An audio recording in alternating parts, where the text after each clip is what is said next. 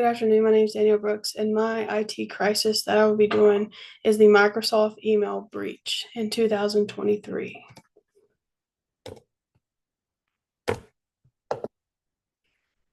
So the situation events that occurred, it happened in 2023 by a Chinese attacker, which the name was Storm-0558.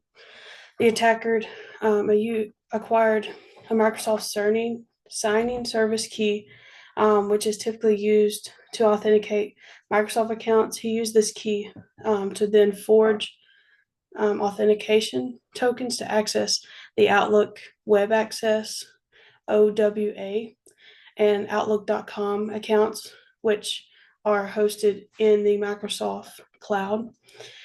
Even though the keys were only supposed to work for consumer accounts, due to the flaw in the Microsoft authentication system, they were able to get into the personal, business, and government accounts and use that to hack their accounts and to get in and see all their emails and all the other stuff associated with that.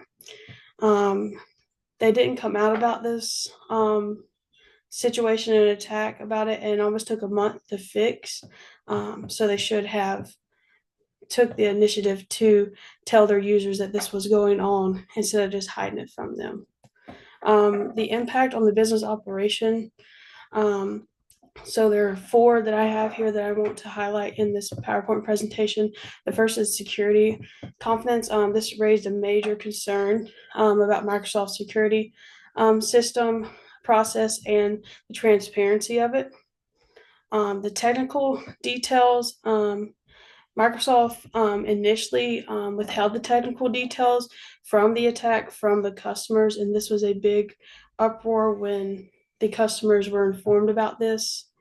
The next one is over-reliance. The over-reliance on Microsoft by the government agencies became a concern. And then the flaws in the token validation and the key management came under fire. So they didn't have the necessary things to help people in those situations when it would get hacked. The next slide is on key actions that could have mitigated the situation. The first one there is signing key / logs.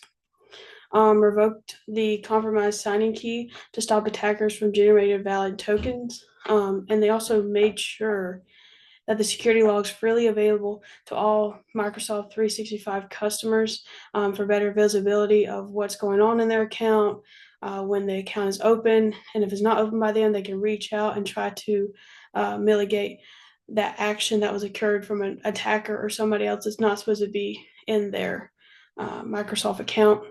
The next one is collab with government.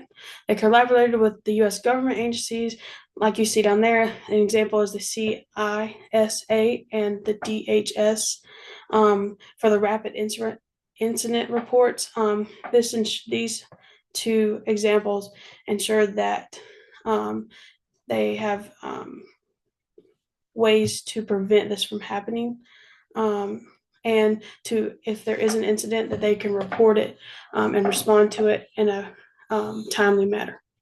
And last one I have there is security reforms, integrating internal security reforms, including improvements to key management and identification verification systems.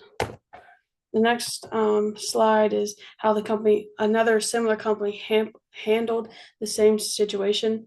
I did it on Google. They had the same situation about 2009.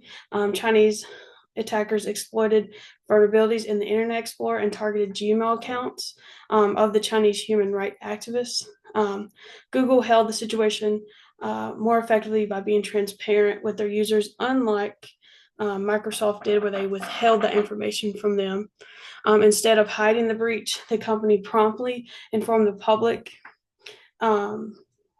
strengthened the Gmail security, and also implemented additional protectors within just a few days, unlike Microsoft when it took almost a month to do this. They resolved this issue and took steps to prevent it in the future. And this was a great success for Google. So some alternate crisis response. The first one I have there is public disclosure. Immediate public disclosure. Disclose the breach as soon as it is detected. Full detail, all that stuff. Tell the consumers, tell the customers.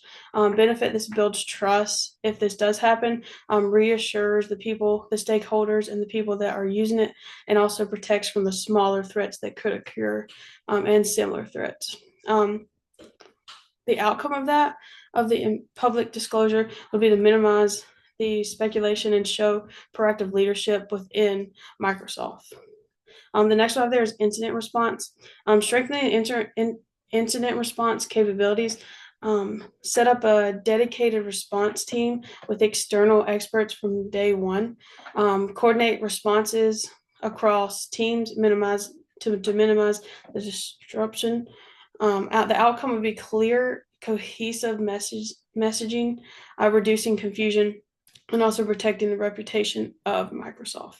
The last one I have there, I thought would be a good alternative crisis response would be customer protection, offering full customer protection and support. This action provides enhanced security tools, for example, like the two-step authenticator process for all customers free of charge. So this would be a way to enhance security and to keep everybody's personal information safe. This strengthens a customer's trust and minimizes further vulnerability to the same concern, an incident, and crisis. The outcome of this one would be to demonstrate responsibility and commitment to improving the security. All three of these are what Microsoft should have used. Like Google, similar to Google, they use some of these. I think it would have been able to stop this attack and further attacks if they implement these 3 steps. Um, so that is the end of my presentation. These are my sources, my references that I use. Thank you and have a great day.